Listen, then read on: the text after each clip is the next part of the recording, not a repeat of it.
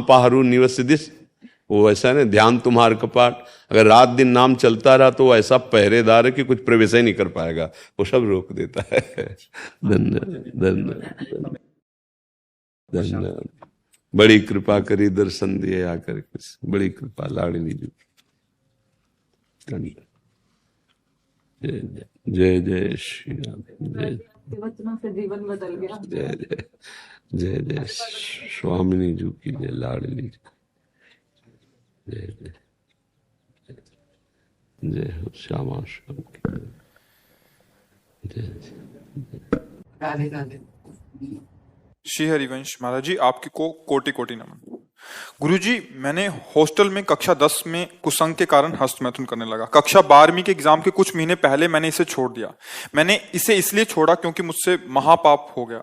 महाराज जी, मैं उस महापाप को बस आपको अकेले में बताना चाहता हूँ। इस महापाप के कारण मेरी मानसिक बुद्धि खराब हो गई। देखो, जब आदमी फिसलता है तो उसको ये नहीं देखना होता कि अब क्या होगा। सब कुछ हो सकता है, जैसे सीढ़ी से फिसल गए, हाथ टूट सकता है, खोपड़ी फूट सकती है, कुछ भी हो सकता है। अब फिसल गए तो फिसल गए, तो अभी कम से कम संभलने का तुम्हें अवसर मिल गया। तो जो कुछ हुआ, जब फिसल गए तो जो कुछ भी हो सकता है। देखो, ये अगर सबसे बड़ा दुश्मन है संसार में, तो जो मन भोगों में जा रहा है सबसे बड़ा दुश्मन मन है। जैसे मानो काम है, अगर काम आपके अंदर अपना अधिकार कर लिया, फिर मतलब पशु में और आप में अंतर नहीं रहेगा।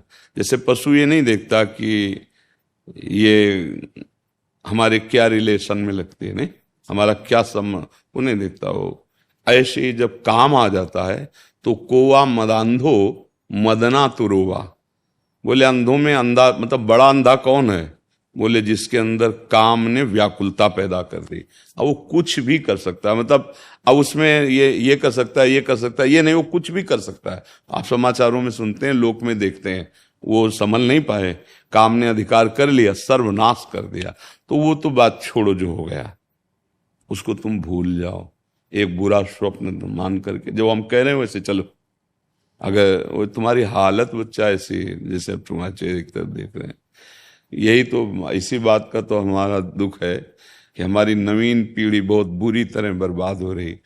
और डॉक्टर और सलाहकार ऐसे मिलते हैं कि वो प्रोत्साहन दे देते हैं कि फिसिटेशन, क्या फ्रस्ट्रेशन। हाँ, अब इसका अर्थ क्या होता है? तनाव तनाव तनाव। देखो इसका चेहरा कितने तनाव से युक्त है, और वो कह रहा है मैं ऐसी चेष्टा कर। तनाव मुक्त चेहरा जानते हो किसका होता है? जिसमें संयम होता है, जो सत्य मार्ग, वो तनाव मुक्त। मुख प्रसन्न तन तेज विराजा, कीने रामचंद्र कर काजा। मुख प्रसन्न होता है क्योंकि भगवान भगवत कार्य में लगा है ना। गंदे आचरण वाला कभी किसी को देख लेगा, उसका चेहरा ही ऐसा। अब कितनी नव किशोर अवस्था, बिजली की तरह शरीर में स्फूर्ति, एकदम चमकता हुआ चेहरा। ब्रह्मचारी के चरण ऐसे पड़ते हैं जैसे आग में पड़ते हैं, क्योंकि ब्रह्मचारी होता है। अब ये अवस्था ब्रह्मचर्यहीन करने की है। और ये कह रहा पहले से हम कर रहे हैं, इसीलिए जब इस ये विषय आता तो कहते भैया सावधान हो जाओ, ना ये डॉक्टर जानते हैं और न तुम्हारे सलाहकार जानते हैं, तुम खुद बताओ। अब जैसे बच्चा, खुद देखो तुम्हारी हालत क्या है। जो बच्चे गलत चेष्टाएं करते हैं वो खुद देखें उनकी हालत क्या है। सबसे बड़ी हानि कि स्मृति जाने लगती है, उनकी स्मृति में दम नहीं रहता। दूसरी, शरीर के जोड़ों से, क्योंकि वो एक बहुत बड़ी शक्ति है ना, तो अब वो जोड़, वो कहीं एक जगह नहीं, जैसे कि भाई पित्त की थैली, ऐसे कोई ऐसा नहीं है, पूरे शरीर में आपके। वो जो ही ऐसी चेष्टा होती ना, वो मंथन करता है, एक मनोवाह नाड़ी है। तो जैसे दूध से पूरा घी निकाल के मथानी अलग कर देती है ना, मंथन कर, ऐसे पूरे शरीर से वो पावर निकाल के बाहर कर देती है।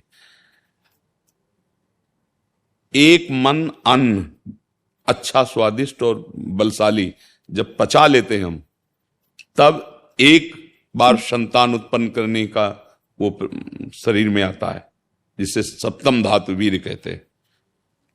अभी बच्चे हैं, उनको तो पता है नहीं, उनको तो कुछ ऐसा लगा कि सुख है, बस किए जा रहे हैं और हालत ये हो रही। अच्छा, ये चर्चा ऐसी है कोई करता नहीं। माता पिता बैठ के बता नहीं सकते बच्चों को। अच्छा, संत महात्मा क्यों ऐसी गंदी बात पे बोले? वो तो भगवान की चर्चा करेंगे। कोई कर, अब हमारे पास भगवत कृपा से जैसे बच्चे आए सब नए नए, तो फिर लगा कि इस विषय पर इनको ज्ञान होना चाहिए, इसीलिए वो यूट्यूब में डलवाया कि नहीं ये चीजें बातें थोड़ी की, मतलब गंदी बातें कौन करे। हम राधा राधा बोले कि गंदी बातों का विश्लेषण करें, उसकी व्याख्या करें। पर लगा मुझे जरूरी कि अगर समाज का मंगल होगा तो पहले संयम आना चाहिए।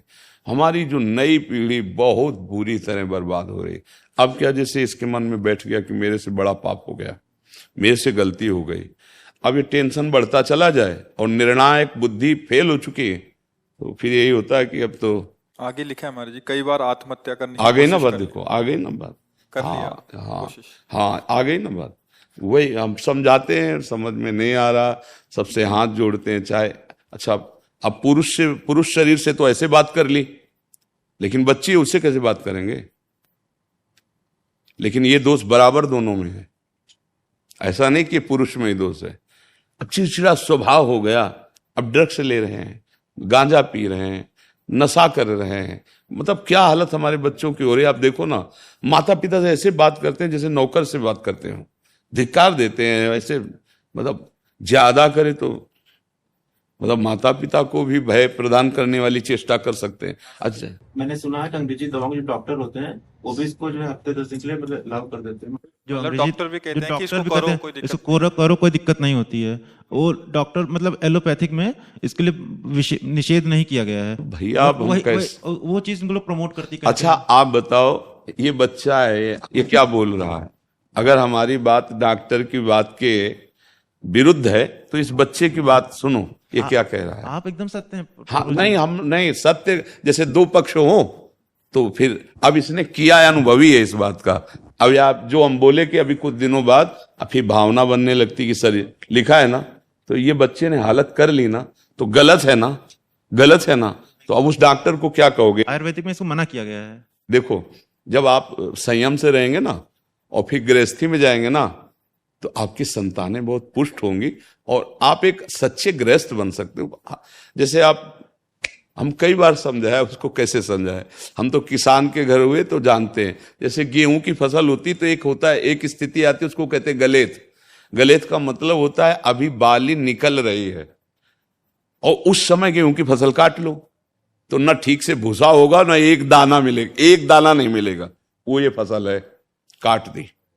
अच्छा, 1 महीना केवल रुक जाओ, पूरी बाली आ गई और दाना आ गया और पक गया। बोले कितना? बोले 80 मन। तो समझ रहे हो, आप 20-22 तक ब्रह्मचर्य रहो, फिर ब्याह करके गृहस्थी में जाओ तो इतना मजबूत हो चुके हो कि अब तुम्हें वो गिरा नहीं पाएगा, ये स्थिति नहीं आ पाएगी, मस्त रहोगे। तभी तो भाई गुरुकुलों में यही तो शिक्षा दे के गृहस्थ में भेजा, परिपक्व करके। अब देखो कैसे बताएं, अब तुम बहुत छोटे हो बच्चा और बहुत बुरी स्थिति अपनी कर ली। अच्छा, जैसे मान लो सलाहकार मित्र हैं, इन बच्चों के सलाहकार कौन? मित्र हैं। वो कहे हम लोग करते हैं। अच्छा, अब किसी बड़े से बात करे तो हिम्मत नहीं रह गई। अच्छा, संसारिक आदमी में उसको खुद ज्ञान नहीं है। मान लो जैसे माता पिता संसारे में रत हैं, उनको खुद ज्ञान नहीं कि मुझे क्या इस समय निर्णय करना चाहिए। ये तो भगवान की कृपा कहो कि संतों की वाणी आप तक पहुंच रही है, नहीं तो इस विषय पे नहीं बोला जाता। 4 पन्ने में लिख के लेके आया हूँ, वो किसी चीज से के आपको बता दूं, मुझे पूछना है, मतलब उनको बताना है। 4 नहीं, पूरा रजिस्टर लिख सकते हो, तुम्हारी इतनी कमियां हो चुकी हैं शरीर में। अब अगर नहीं, हमारी बात मानो, सत्य में पाप हो गया है। छोड़ दो तुम इस समय देखो।